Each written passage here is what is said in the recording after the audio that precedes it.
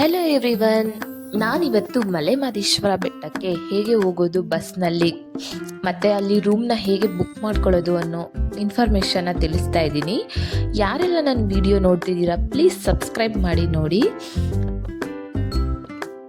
ನಾವು ಇಲ್ಲಿ ಮಲೆಮಹದೇಶ್ವರ ಬೆಟ್ಟಕ್ಕೆ ಹೊರಟಿರೋ ಟೈಮ್ ಶಿವರಾತ್ರಿ ಆದ ಒಂದು ವಾರಕ್ಕೆ ಹೊರಟಿದ್ದು. ಸೊ ಆ ಟೈಮಲ್ಲಿ ಜಾತ್ರಾ ವಿಶೇಷ ಬಸ್ಸುಗಳಂತ ಸುಮಾರು ಬಸ್ಸಸ್ನ ಬಿಟ್ಟಿರ್ತಾರೆ. ಬೆಂಗಳೂರಿಂದ ಡೈರೆಕ್ಟ್ ಬಸ್ನ ಕೂಡ ಪ್ರೊವೈಡ್ ಮಾಡಿರ್ತಾರೆ. ಜಾತ್ರಾ ಮಹೋತ್ಸವ ಅಂತಲೇ ಬೋರ್ಡ್ ಹಾಕ್ಕೊಂಡು ಕೂಡ ಬರ್ತಾ ಇರ್ತಾರೆ. ಸೊ ನಾವು ರೋಡ್ ಕ್ರಾಸ್ ಮಾಡ್ತಾ ಇದ್ವಿ, ಡೈರೆಕ್ಟ್ ಮಲೆಮಹದೇಶ್ವರ ಬಸ್ಸು ಮಿಸ್ ಆಗಿಬಿಡ್ತು. ಒಂದು 5 ಮಿನಿಟ್ಸ್ ನಾವು ವೆಯ್ಟ್ ಮಾಡಿದ್ವಿ ಅಷ್ಟೇ. ಕೊಳ್ಳೇಗಾಲಕ್ಕೆ ಬಸ್ ಬಂತು. ಸೊ ಕೊಳ್ಳೇಗಾಲಕ್ಕೆ ಹೋಗಿ ಅಲ್ಲಿಂದ ನಮಗೆ ಮಲೆಮಹದೇಶ್ವರ ಬೆಟ್ಟಕ್ಕೆ ಹೋಗೋದಕ್ಕೆ ತುಂಬಾ ಬಸ್ಸಸ್ಗಳಿರುತ್ತೆ. ನಾವು ಆ್ಯಕ್ಚುಲಿ ಫಸ್ಟ್ ಟೈಮ್ ನಾವು ಮಲೆಮಹದೇಶ್ವರ ಬೆಟ್ಟಕ್ಕೆ ಹೋಗ್ತಾ ಇರೋದು. ನಮಗೆ ಬಸ್ಸು ಯಾವ ರೂಟಲ್ಲಿ ಹೋಗುತ್ತೆ ಅಂತಲೂ ಸಹ ಗೊತ್ತಿರಲಿಲ್ಲ. ಸೊ ಇದು ನಮ್ಮ ಫಸ್ಟ್ ಎಕ್ಸ್ಪೀರಿಯನ್ಸ್ ಇತ್ತು. ಇದು ರಾಮನಗರ, ಚನ್ನಪಟ್ಟಣ, ಮದ್ದೂರು, ಮಳವಳ್ಳಿ, KM ದೊಡ್ಡಿ, ಶಿವನ ಸಮುದ್ರ ಆ ರೂಟಿನಲ್ಲಿ ಹೋಗುತ್ತೆ ಈ ಬಸ್ಸು. ಆ ಕಡೆ ಅಂತೂ ಕಾವೇರಿ ವಾಟರು ತುಂಬಾ ಚೆನ್ನಾಗಿದೆ. ಸೊ ಅಲ್ಲೆಲ್ಲ ತುಂಬಾ ಭತ್ತನ ಬೆಳೀತಿದ್ರು. ಆಲ್ಮೋಸ್ಟ್ ಅಲ್ಲಿ ಎಲ್ಲರೂ ಭತ್ತನ ಬೆಳೀತಾರೆ ಆ ಸೈಡು. ಇನ್ನು ಮಲೆಮಹದೇಶ್ವರ ಬೆಟ್ಟ ಹತ್ತೋದು ಸ್ಟಾರ್ಟ್ ಆಯಿತು. ಬೆಟ್ಟ ಅದು ತುಂಬಾ ಸುಂದರವಾಗಿತ್ತು. ಎಂಜಾಯ್ ಮಾಡ್ಕೊಂತ ಬೆಟ್ಟ ಹತ್ತುತ್ತಿತ್ತು. ಇನ್ನು ನಾವು ಅಲ್ಲಿ ಕೋತಿಗಳೆಲ್ಲ ತುಂಬಾ ಇತ್ತು ಪಾಪ. ಆ ಕೋತಿಗಳಿಗೆ ಸ್ವಲ್ಪ ನಾವು ಬಾಳೆಹಣ್ಣು ತೊಗೊಂಡೋಗಿದ್ವಿ, ಬಾಳೆಹಣ್ಣು ಕೂಡ ಹಾಕಿದ್ವಿ. ಮಹದೇಶ್ವರ ಸ್ವಾಮಿ ಬೆಟ್ಟನ ಹತ್ತಬೇಕು ಅಂದರೆ 7 ಬೆಟ್ಟನ ಹತ್ತಿ 7 ಬೆಟ್ಟನ ಇಳಿಬೇಕಂತೆ, ಆವಾಗ ದೇವಸ್ಥಾನ ಸಿಗುತ್ತೆ. ರಿಯಲಿ ಈ ಬೆಟ್ಟ ಒಂದು ತುಂಬಾ ಬ್ಯೂಟಿಫುಲ್ ಆಗಿ ಕಾಣಿಸ್ತಿತ್ತು. ರಿಯಲ್ ಆಗಿ ನೋಡಬೇಕು, ವಿಡಿಯೋಗಿಂತ ರಿಯಲ್ ಆಗಿ ನಾವು ನೋಡಿದರೆ ತುಂಬಾ ಚೆನ್ನಾಗಿ ಕಾಣಿಸ್ತಿತ್ತು. ಆ ಗ್ರೀನರಿ, ಆ ಬೆಟ್ಟ ನಿಜವಾಗ್ಲೂ ತುಂಬ ಸುಂದರವಾಗಿ ಕಾಣಿಸ್ತಿತ್ತು. ಒಂದು ಸಖತ್ ಎಂಜಾಯ್ ಮಾಡಿಕೊಂಡು ಬೆಟ್ಟನ ಹತ್ತಿದ್ವಿ. ಇಲ್ಲಿ ರೋಡ್ ಸೈಡ್ನಲ್ಲಿ ಪಕ್ಕ ಕೋತಿಗಳು ಕೂತಿರುತ್ತೆ, ಸುಮಾರು ಕೋತಿಗಳಿರುತ್ತೆ ಅಲ್ಲಿ. ಇನ್ನು ನಾವು ಮನೆಯಿಂದ ಬಾಳೆಹಣ್ಣು ತಿನ್ನೋಕೆ ಅಂತ ತೊಗೊಂಡೋಗಿದ್ವಿ. ನಾವು ಅದನ್ನೇ ಕೋತಿಗೆ ಹಾಕಿದ್ವಿ. ನೋಡಿ, ಮಲೆಮಹದೇಶ್ವರ ನಾವು ಬೆಟ್ಟಕ್ಕೆ ರೀಚ್ ಆಗ್ತಾ ಇದ್ದೀವಿ. ಬೆಟ್ಟ ಒಂದು ತುಂಬಾ ಚೆನ್ನಾಗಿತ್ತು. ನಾವು ಮಲೆಮಹದೇಶ್ವರ ಬೆಟ್ಟಕ್ಕೆ ರೀಚ್ ಆದ ನಂತರ ನಾವು ಬಸ್ ಇಳಿಯೋಕ್ಕೂ ಮುಂಚೆನೇ ರೂಮ್ಸ್ ಬೇಕಾ ಅಂತ ಪ್ರೈವೇಟ್ ರೂಮ್ಸ್ ಅವರು ಬಂದು ಸುಮಾರು ಜನ ಹಿಂದೆನೇ ಬರ್ತಾ ಇರ್ತಾರೆ. ಆ್ಯಕ್ಚುಲಿ ನಾವು ಹೋಗಿದ್ದು ಇದು ಫಸ್ಟ್ ಟೈಮ್, ನಮಗೂ ಕೂಡ ಗೊತ್ತಿರಲಿಲ್ಲ. ಸೊ ಅದಕ್ಕೆ ಈ ವಿಡಿಯೋನ ಮಾಡ್ತಾ ಇದ್ದೀನಿ.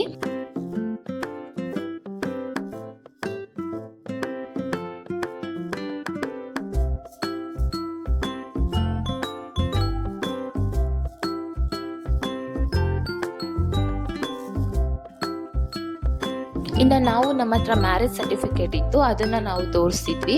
ಸೊ ಅದರಲ್ಲಿರೋ ಇನ್ಫಾರ್ಮೇಷನ್ ಎಲ್ಲ ಅವರು ಕರೆಕ್ಟಾಗಿ ಓದಿ ಎಂಟರ್ ಮಾಡಿಕೊಂಡು ಅದಾದ ನಂತರ ನಮಗೆ ರೂಮ್ನ ಪ್ರೊವೈಡ್ ಮಾಡ್ತಾರೆ. ನಮಗೆ ಜೇನುಮಲೆ ಭವನದಲ್ಲಿ ರೂಮ್ನ ಕೊಟ್ಟಿದ್ರು. ಬಿಸಿನೀರು ಬೇಕು ಅಂದರೆ 700, ಬಿಸಿನೀರು ಬೇಡ ಅಂದರೆ 500 ಅಂತ ಹೇಳಿದರು. ನಾವು ಹಾಟ್ ವಾಟರ್ ತೊಗೊಂಡ್ವಿ. 700 ಆಯಿತು 1 ಡೇಗೆ. ಇಲ್ಲಿನ ಪ್ಲೇಸ್ ಅಂತೂ ತುಂಬ ಹೈಜಿನಿಕ್ ಆಗಿತ್ತು ಮತ್ತು ತುಂಬ ಪ್ರಶಾಂತವಾಗಿತ್ತು. ಬಸ್ ಸ್ಟ್ಯಾಂಡ್ ಹಿಂಭಾಗದಲ್ಲಿ ಒಂದು ಮಾಹಿತಿ ಕೇಂದ್ರ ಅಂತ ದೊಡ್ಡದಾಗಿ ಬೋರ್ಡ್ನ ಹಾಕಿರ್ತಾರೆ. ಸೊ ನಾವು ಅಲ್ಲಿ ಹೋಗಿ ಕೇಳಿದರೆ ನಮಗೆ ರೂಮ್ ಇದೆಯೋ ಇಲ್ವೋ ಅಂತ ನಮಗೆ ಮಾಹಿತಿನ ಕೊಡ್ತಾರೆ.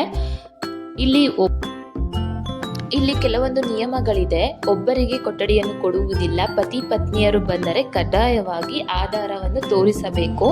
ಮತ್ತು ಅವಿವಾಹಿತರಿಗೆ ಕೊಠಡಿಯನ್ನು ಕೊಡುವುದಿಲ್ಲ. ಇದು ನಾಗಮಲೆ ಭವನ. ಇದರ ಬ್ಯಾಕ್ ಸೈಡ್ ಇರೋದು ಜೇನುಮಲೆ ಭವನ ಅಂತ. ನಮಗೆ ಸಿಕ್ಕಿದ್ದು ಜೇನುಮಲೆ ಭವನದಲ್ಲಿ. ರೂಮ್ ಅಂತೂ ತುಂಬಾ ಚೆನ್ನಾಗಿ. ಆ್ಯಕ್ಚುಲಿ ನಾವು ಹೋಗಿದ್ದ ಟೈಮಲ್ಲಿ ತುಂಬ ಹೆಚ್ಚಾಗಿ ಜನಸಂಖ್ಯೆ ಏನಿರಲಿಲ್ಲ. ದೇವಸ್ಥಾನದ ಹತ್ರ ಇದ್ದರು, ಬಟ್ ರೂಮ್ನಲ್ಲೆಲ್ಲ ಖಾಲಿನೇ ಇತ್ತು ಆಲ್ಮೋಸ್ಟ್. ನಾವು ಹೋಗಿದ್ದ ಟೈಮು ಶಿವರಾತ್ರಿ ಆದ ನೆಕ್ಸ್ಟ್ 1 ವೀಕ್ಗೆ ಹೋಗಿದ್ದು. ಸೊ ಎಲ್ಲರೂ ಶಿವರಾತ್ರಿ ಟೈಮಲ್ಲೇ ಜಾಸ್ತಿ ಬಂದಿರ್ತಾರೆ.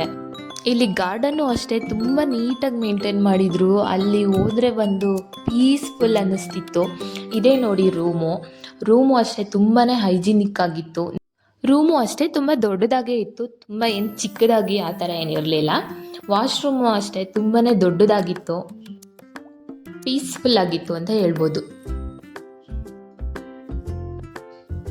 ಇನ್ನು ನಾವು ಸಂಜೆ ಸ್ನಾನ ಎಲ್ಲ ಮುಗಿಸ್ಕೊಂಡು ಸಂಜೆ ಒಂದ್ಸಲಿ ದೇವರ ದರ್ಶನ ಮಾಡ್ಕೊಂಬರೋಣ ಅಂತ ಹೊರಟಿದ್ದೀವಿ. ಇಲ್ಲಿ ಬಂದಿರುವ ಜನಗಳು ಆಲ್ಮೋಸ್ಟ್ ಆಲ್ ಒಂದು 50% ರೂಮ್ನ ತೊಗೊಂಡಿರಲಿಲ್ಲ. ಯಾಕಂದರೆ ದೇವಸ್ಥಾನದ ಹತ್ತಿರ ಒಂದು ಭವನ ಅಂತ ಇದೆ. ಸೊ ಅಲ್ಲೇ ಎಲ್ಲರೂ ಚಾಪೆ ಹಾಸ್ಕೊಂಡು ಟಾರ್ಪಲ್ ಹಾಸ್ಕೊಂಡು ಮಲ್ಕೊಂಬಿಟ್ಟಿದ್ರು. ರೂಮ್ನ ತೊಗೊಂಡು ರೂಮ್ನಲ್ಲಿರೋ ತುಂಬ ಕಡಿಮೆ. ಬಟ್ ಇಲ್ಲಿ ಭವನ ಅಂತ ಇದೆಯಲ್ಲ, ಅಲ್ಲಿ ತುಂಬ ಜನ ಮಲಗಿದ್ರು. ದೇವಸ್ಥಾನದ ಸುತ್ತಮುತ್ತ ಎಲ್ಲ ಅಷ್ಟೇ ಚಾಪೆನ ಹಾಕ್ಕೊಂಡು ಟಾರ್ಪಲ್ನ ಹಾಕ್ಕೊಂಡು ತುಂಬ ಜನ ಅಲ್ಲೇ ಸ್ಟೇ ಆಗಿದ್ರು. ಇನ್ನು ಇಲ್ಲಿ ದೇವಸ್ಥಾನದಲ್ಲಿ ಕೆಲವೊಂದು ಸೇವೆಗಳೆಲ್ಲ ನಡೆಯುತ್ತೆ. ಕಸ ಗುಡಿಸೋ ಸೇವೆ ಆಗಿರ್ಬೋದು.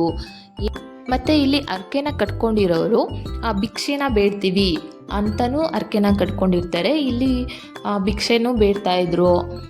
ಮತ್ತು ಕಸ ಗುಡಿಸೋ ಸೇವೆ ಆಗಿರ್ಬೋದು. ಮತ್ತು ಇಲ್ಲಿ ಅರ್ಕೆ ಕಟ್ಕೊಂಡಿರೋರು ಭಿಕ್ಷಾಟನೆ, ಅದು ಒಂದು ಸೇವೆ ಆಗಿರುತ್ತೆ. ಅದನ್ನು ಕೂಡ ತುಂಬ ಜನ ಮಾಡ್ತಾಯಿದ್ರು. ಇನ್ನು ದೇವರ ದರ್ಶನ ಇದ್ದಿದ್ದು ನಮಗೆ ಅವಕಾಶ ಇದ್ದಿದ್ದು 8:30ಗೆ. ಅಲ್ಲಿವರೆಗೂ ನಮಗೆ ಅಲ್ಲಿ ರಥನ ಎಳಿತಾರೆ. ಚಿನ್ನದ ರಥ ಅಂತ, ಚಿನ್ನದ ರಥ ಸೇವೆ ಮಾಡಿಸೋರು ಇರ್ತಾರೆ. ಅವರು ಅರ್ಕೆನ ಕಟ್ಕೊಂಡಿರೋರು ಚಿನ್ನದ ರಥ ಸೇವೆ ಅಂತ ಮಾಡಿಸ್ತಾರೆ. ಇಲ್ಲಿ ಹಲವಾರು ಸೇವೆಗಳನ್ನ ನಾವು ಮಾದಪ್ಪನಿಗೆ ಅರ್ಪಿಸಬಹುದು. ಇಲ್ಲಿ ಪ್ರತಿನಿತ್ಯ 7 ಗಂಟೆಗೆ ಚಿನ್ನದ ರಥದ ಸೇವೆಯನ್ನು ಮಾಡಿಸಲಾಗುತ್ತದೆ. ಅರ್ಕೆನ ಕಟ್ಕೊಂಡಿರೋರು ಈ ಸೇವೆನ ಮಾಡಿಸ್ತಾರೆ.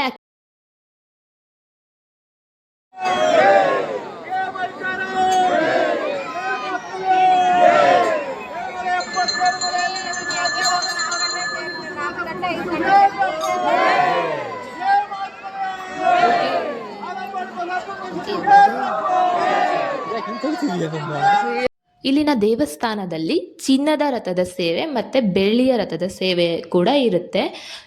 ಸಂಜೆ 7 ಗಂಟೆಗೆ ಚಿನ್ನದ ತೇರನ್ನ ಎಳಿತಾರೆ. ಮತ್ತು ಮಾರ್ನಿಂಗ್ ಬೆಳಗ್ಗೆ ಬೆಳ್ಳಿ ರಥನ ಎಳಿತಾ ಇದ್ರು. ನಾವು ಹೋಗಿದ್ದ ದಿನ ಆ ಥರ ಮಾಡಿದ್ದು. ಬೇರೆ ದಿನಗಳಲ್ಲಿ ಹೇಗಿರುತ್ತೆ ಅಂತ ನಮಗೆ ಗೊತ್ತಿಲ್ಲ. ಬಟ್ ನಾವು ಹೋಗಿದ್ದ ದಿನ ಸಂಜೆ ಚಿನ್ನದ ರಥ, ಬೆಳಗ್ಗೆ ಬೆಳ್ಳಿ ರಥನ ಎಳಿತಾ ಇದ್ರು. ನೋಡಿ ಈ ಥರ ಎಳಿತಾರೆ, ನೋಡೋಕ್ಕೆ 2 ಕಣ್ಣು ಸಾಲದು. ಮತ್ತು ಇಲ್ಲಿ ಎಳಿತಾ ಇರಬೇಕಾದ್ರೆ ಅಲ್ಲಿ ಕಾಯಿನ್ ಎಲ್ಲ ಎಸಿತಾರಂತೆ. ಸೊ ಆ ಕಾಯಿನ್ನ ಸಿಕ್ಕಿದ್ರೆ ನಮಗೆ ತುಂಬ ಒಳ್ಳೆಯದು ಅಂತ ಎಲ್ರೂ ಹೆಂಗೆ ಅಂದರೆ ಫುಲ್ಲು ಬಾಚ್ಕೋತಾ ಇದ್ರು. ಒಬ್ರನ್ನೊಬ್ರು ನುಕಾಡ್ಕೊಂಡು ಕಿತ್ತಾಡ್ಕೊಂಡು ಕೆಳಗಡೆ ಎಲ್ಲ ಬಿದ್ದು ಒದ್ದಾಡಿ ಆ ಕಾಯಿನ್ಗೋಸ್ಕರ. ಇದು ನಾವು ಬೆಳಗ್ಗೆ ದೇವರ ದರ್ಶನಕ್ಕೆ ಅಂತ ಹೋದಾಗ ಬೆಳ್ಳಿ ರಥನ ಎಳಿತಾ ಇದ್ರು. ನೋಡಿ ತುಂಬಾ ಚೆನ್ನಾಗಿತ್ತು. ಈ ಒಂದು ರಥನ ಎಳೆಯೋದು ನೋಡೋದಕ್ಕೆ ತುಂಬ ಖುಷಿಯಾಯಿತು. ಮತ್ತು ಅಲ್ಲಿ ಆನೆ ಕೂಡ ಇತ್ತು. ಅದಕ್ಕೆ ಕಾಯಿನ್ ಕೊಟ್ಟು ಅದರಿಂದ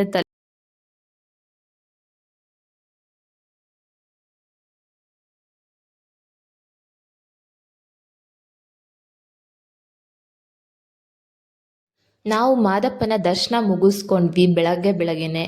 ಆ್ಯಕ್ಚುಲಿ 2 ಟೈಮ್ಸ್ ನಾವು ದರ್ಶನ ಮಾಡ್ಕೊಂಡ್ವಿ. ಇಲ್ಲಿ ನೋಡಿ ದೇವಸ್ಥಾನದಲ್ಲಿ ಪೊರ್ಕೆ ಸೇವೆ ಅಂತ ಮಾಡ್ತಾ ಇರ್ತಾರೆ. ನೋಡಿ ಯಾವ ರೀತಿ ಆ ಪುಟ್ಟ ಮಗುನೂ ಕೂಡ ಹೆಂಗೆ ಮಾಡ್ತಿತ್ತು ಅಂದರೆ ನೋಡಿ ಖುಷಿ ಆಯಿತು.